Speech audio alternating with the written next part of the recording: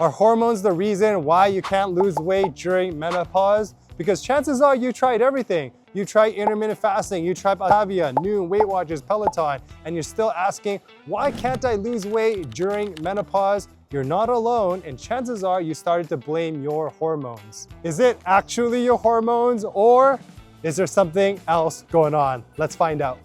Hi, my name is Coach Patrick. I'm a menopausal weight loss coach, and since 2017, I've served over 1,400 clients with their weight loss goals without spending hours in the gym or even counting calories.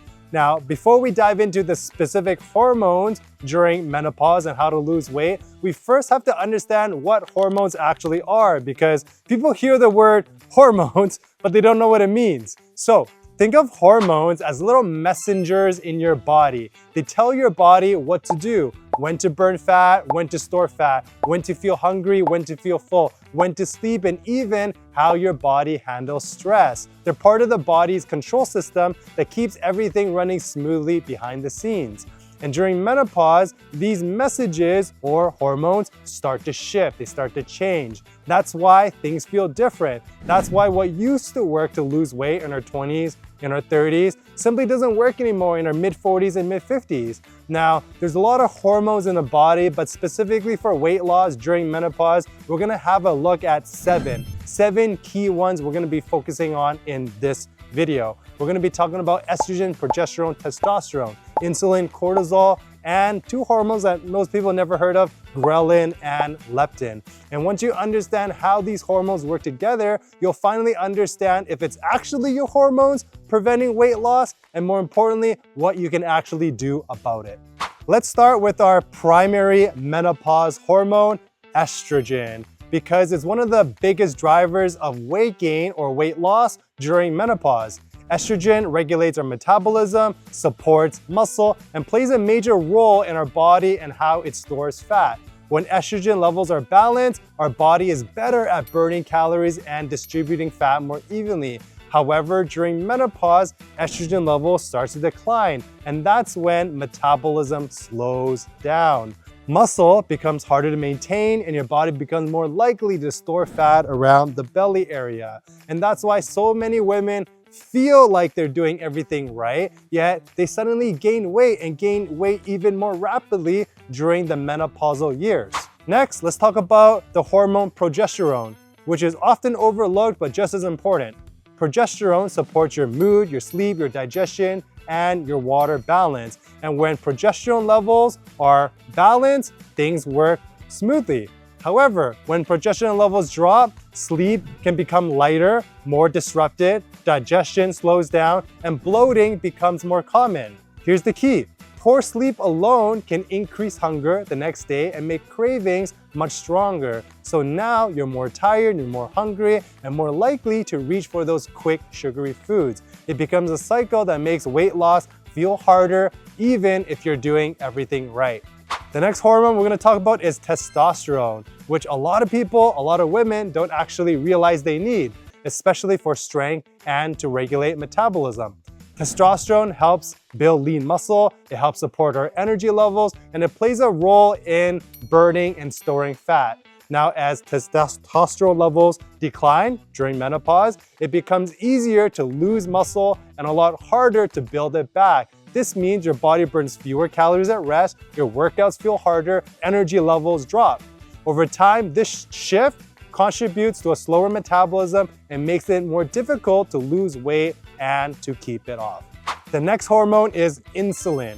Insulin controls how your body uses and stores energy. You can think of insulin as a hormone that decides whether food gets used as fuel or gets stored as fat. During menopause, the body becomes more sensitive to insulin. We call this insulin resistant, meaning it's easier to store fat and harder to burn it. We're more sensitive to insulin at nighttime, and insulin is triggered with carbs. And so when we eat carbs, it spikes our blood sugar levels, which then spikes our insulin levels. And if we don't burn off the carbs right away, it can get stored really quickly as fat. So what should we do? I teach my menopausal clients something called carb timing. So have your carbs during the day. We want to skip the carbs at night. So have your carbs for breakfast, for lunch, mid-morning, mid-afternoon, before, after workout, but dinner time, 4 hours before you sleep is when you want to skip the carbs. Otherwise, if we don't use it, it can get stored really quickly as belly fat. Really quick before we get back to the video, if you need help with one of these 3 things, number 1, you're looking for a workout plan, nutrition plan specifically to help you lose weight. Number 2, you're going through menopause and you're stuck in a plateau. Or number 3, you're looking to work with a coach to keep you accountable with your fitness and nutrition, then click the link below, watch that video, schedule a free call with either me or my coaches. We'd love to help you out. Now back to the video.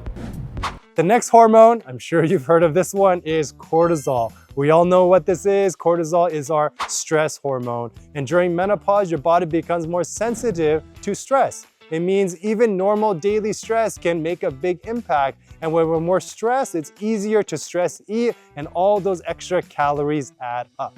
Next, let's talk about ghrelin. You guys probably never heard of ghrelin before. Not a lot of people talk about it, but ghrelin is known as your hunger hormone. Ghrelin's job is very simple, to tell your body that it's time to eat. During menopause, ghrelin signals are stronger, especially when sleep is disrupted, stress is high. So even if you've eaten enough, you might still feel hungry. That's why so many women tell me, Coach Patrick, I feel hungry all the time, or I just can't stop snacking late at night. Your body is literally sending stronger signals to eat more, especially for quick energy foods like carbs and sugar. The last hormone we're gonna be talking about today is leptin. And again, not a lot of people talk about this. Leptin is your feel full hormone. Leptin tells your body that you've had enough food and that you're satisfied after your meals. Now, during menopause, your body is less sensitive to leptin. We call this leptin resistance. So even if you've eaten enough, your body doesn't get the signal to stop eating. And that's why you can finish a whole entire meal and still feel like there's something missing, or you're still reaching for those snacks, even though you're technically full.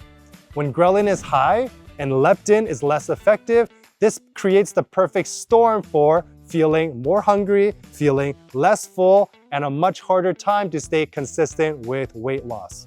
Now, as you can see, hormones matter, but they're only a small piece of the puzzle. Think of, out of 100%, 10% of weight loss or weight gain is actually contributed to hormones. The other 90% is exercise and nutrition. So yes, they do influence your body. They affect how many calories you burn. Hormones affect how hungry you feel, or when you get full, your craving, your sleep, your stress levels. So they absolutely make the process feel a lot harder to lose weight, but they don't override the fundamentals of weight loss.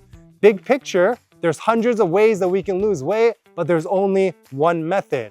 Call this a calorie deficit. It works in your 20s, it works in your 50s. It works if you're perfectly healthy. It works if you're stuck with weight loss during menopause. A calorie deficit just means burning more calories and eating fewer calories so that you're losing at least 1 pound a week. The key equation here is losing at least 1 pound a week.